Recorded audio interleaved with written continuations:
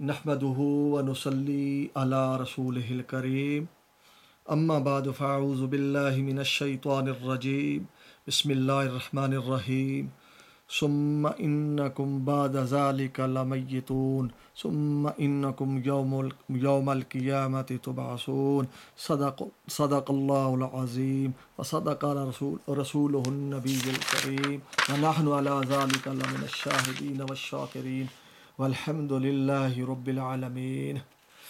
हमने गुज़श्ता कुछ मजालिस में इस बात को अर्ज़ किया था कि हर मरने वाले इंसान को हयात बरज़खी, कब्र की हयात जिसका दूसरा नाम है, मिलती है। और फिर बरज़ख में दो मकाम हैं, सिज्जीन और इल्लीजीन। अंबिया अलैहिमुस्सलातु वस्सलाम को आला इल्लीजीन में सबसे आला मकाम नसीब होता है। और अंबिया अलैहिमुस्सलातु वस्सलाम की ज़िंदगी जो है ये बरज़ख की ज़िंदगी है, दुनिया की ज़िंदगी नहीं है, बल्कि दुनिया की ज़िंदगी के अलावा एक ज़िंदगी है जिस ज़िंदगी का नाम बरज़ख की ज़िंदगी है। अब मैं उलमाए अकाबिरीन देवबंद, आले सुन्नत वल जमात और इस सदी के मुजद्दिद हज़रत मौलाना अशरफ अली साहब थानवी नव्वरल्लाहु मरक़दहु, अल्लाह सुब्हानहु व तआला उनकी करोड़ों उनकी कब्र पर रहमतें नाज़िल फरमाए। क्या खूबसूरत इरशाद फरमाते हैं अंबिया अलैहिमुस्सलातु वस्सलाम और औलिया किराम की हयात बरज़खिया के बारे में। अब ये जो किताब मौलाना अशरफ अली साहब थानवी रहमतुल्लाह अलैह की छपी हुई है, ये इदारा तालीफ़ात अशरफिया बैरून बोर्ड गेट मुल्तान से छपी हुई है। और ज़ेर निगरानी ये किताब जो छपी हुई है शेखुल इस्लाम हज़रत मौलाना ज़फ़र अहमद उस्मानी रहमतुल्लाह अलैह के ज़ेर निगरानी ये किताब छपी हुई है। उनमें हज़रत थानवी रहमहुल्लाह ताला लिखते हैं कि हज़रात अंबिया अलैहिमुस्सलातु वस्सलाम और औलिया किराम की हयात बरज़खिया का इसबात हज़ूर अकरम सल्लल्लाहु अलैहि वसल्लम की कब्र मुबारक के लिए बहुत कुछ शरफ़ हासिल है, क्योंकि जस्द अतर इसके अंदर मौजूद है, बल्कि हज़ूर ख़ुद यानी जसद मा तलब्बस रूह इसके अंदर तशरीफ़ रखते हैं, क्योंकि आप सल्लल्लाहु अलैहि वसल्लम कब्र में ज़िंदा हैं। करीब करीब तमाम आले हक़ इस पर मुत्तफ़िक़ हैं। सहाबा किराम रज़ी अल्लाह तआला अन अजमईन का भी यही एतिक़ाद है। हदीस में भी नस है, इन्ना नबिय्यल्लाहि हय्युन फ़ी क़ब्रिही युरज़क़ु, कि आप अपनी कब्र शरीफ में ज़िंदा है और आपको रिज़्क़ पहुँचता है, मगर ये याद रहे। हज़रत क्या फरमाते हैं, ये कब्र की ज़िंदगी और कब्र से मुराद हज़रत की क्या है, आगे इंशाअल्लाह हमको आपको ये बतलाएंगे कि हज़रत के नज़दीक कब्र से मुराद ये दुनिया की कब्र है या बरज़ख की कब्र है। ये हम आपको हज़रत की दूसरी जगह इबारत दिखाएंगे। हज़रत फरमाते हैं, मगर ये याद रहे कि इस हयात से मुराद नासूती नहीं है, वो दूसरी किस्म की हयात है। अब हज़रत फरमाते हैं कि इस हयात से मुराद नासूती नहीं है, यानी ये इस जिस्म की हयात नहीं है जो दुनिया में था, बल्कि वो दूसरी किस्म की हयात है। यानी ये दुनिया हयात की ये नफ़ी फरमा रहे हैं हज़रत, और बरज़खी ज़िंदगी का इस बात कर रहे हैं कि वो दूसरी किस्म की हयात है जिसको हयात बरज़खिया कहते हैं। बाकी ये कि हयात बरज़खिया तो सबको हासिल है, फिर इसमें नबी की क्या तख़सीस है, तो इसकी ताक़ीक़ ये है कि इसके मुख्तलिफ़ मरातब हैं। एक मरतबा आम मोमिनीन को, फिर सिद्दीकीन को, फिर शुहदा को, और सबसे जो आला दर्जा है वो फरमाते हैं कि जो सबसे कवी है वो अंबिया अलैहिमुस्सलातु वस्सलाम की हयात बरज़खिया का है, कि वो शहीद की हयात से भी ज़्यादा कवी होती है। तो اب ان علماء کرام سے جو یہ بات بار بار اپنی تقریروں میں کرتے ہیں، مجالس میں کرتے ہیں، اور عام مسلمانوں کا یہ طبقہ ہے اس کو ورغلانے کی کوشش کرتے ہیں کہ علماء دیوبند ان کا یہ عقیدہ ہے کہ انبیاء علیہم الصلاۃ وسلام اپنی قبور میں دنیا کی حیات کے ساتھ زندہ ہیں۔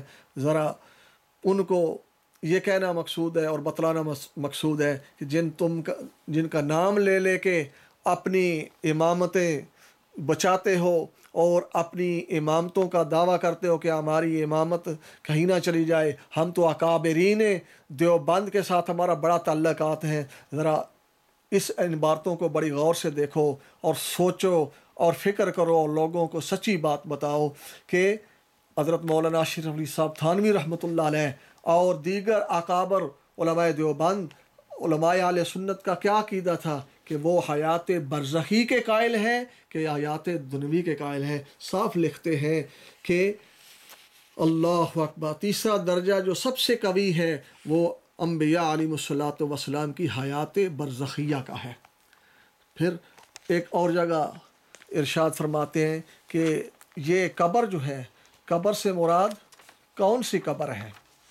یہ حضرت فرماتے ہیں کہ اشکال تو جب ہوتا جب قبر سے مراد یہ گڑھا ہوتا جس میں لاش دفن کی جاتی ہے، حالانکہ اصطلاح شریعت میں قبر گڑھے کو کہتے ہی نہیں۔ اللہ اکبر، کتنی صریح اور واضح بات کہ حضرت فرماتے ہیں اصطلاح شریعت میں قبر گڑھے کو کہتے ہی نہیں بلکہ عالم مثال کو کہتے ہیں قبر، عالم مثال کو کہتے ہیں قبر، یعنی قبر ایک دوسرا جہان ہے جس کو عالم مثال کہتے ہیں۔ وہاں انبیاء علیہم الصلاۃ والسلام کی ارواح طیبات کو اور اجسام جو ہے وہ عطا کیے جاتے ہیں۔ یہ حضرت کا اور باقی علماء دیوبند کا یہ عقیدہ ہے۔ اب آپ کو